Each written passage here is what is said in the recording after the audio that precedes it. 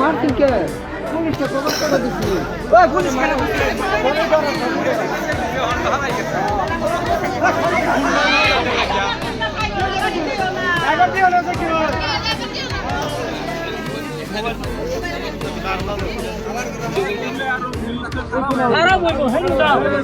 ঘৰৰ সন্মুখত দুটা গাড়ী আহিছে অহাৰ পিছত এটা গাড়ী যিটো গাড়ীত চোৰ তিনিটা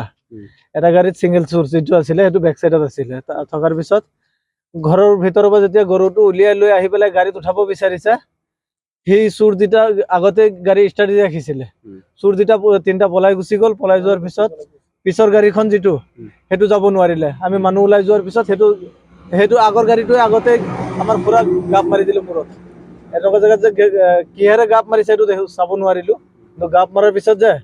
মূৰত তেজ সেইটো গাড়ী যাব নোৱাৰিলে মানুহ ভিৰ লাগি গ'ল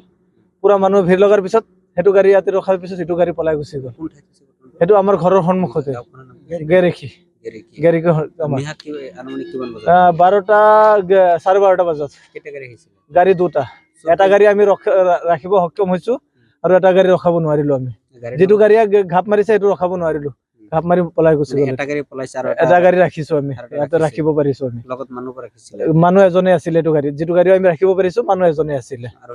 হেতু গাড়ীত তিনজন মানুহ আৰু যাক গাপ দিছে তেখেতৰ নাম কি তেওঁৰ নাম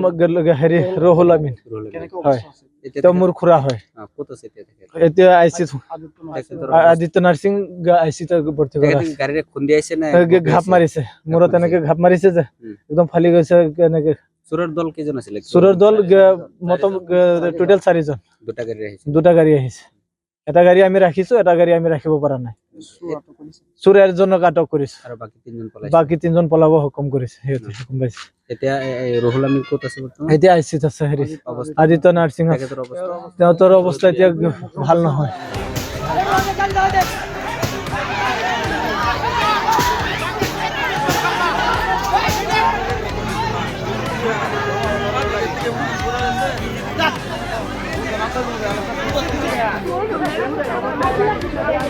মাৰতিন কে পুলিশকে খবৰ কৰে দিছি ওই পুলিশ কেন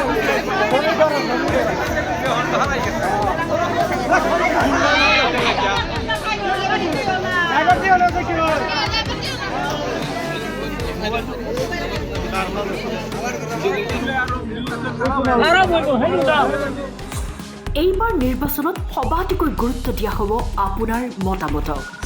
লাইভত আপুনি জনাওক আপোনাৰ প্ৰিয় নেতা কোন আপোনাৰ মতে এইবাৰ কোন দলে মাৰিব সেই হাঁহি প্ৰতিটো সমষ্টিৰ ভোটাৰৰ মত লাইভ ষ্টাৰ সিমেন্ট টাইম 8 জনাদেশ পাৱাৰ্ড বাই ডেটা মেশন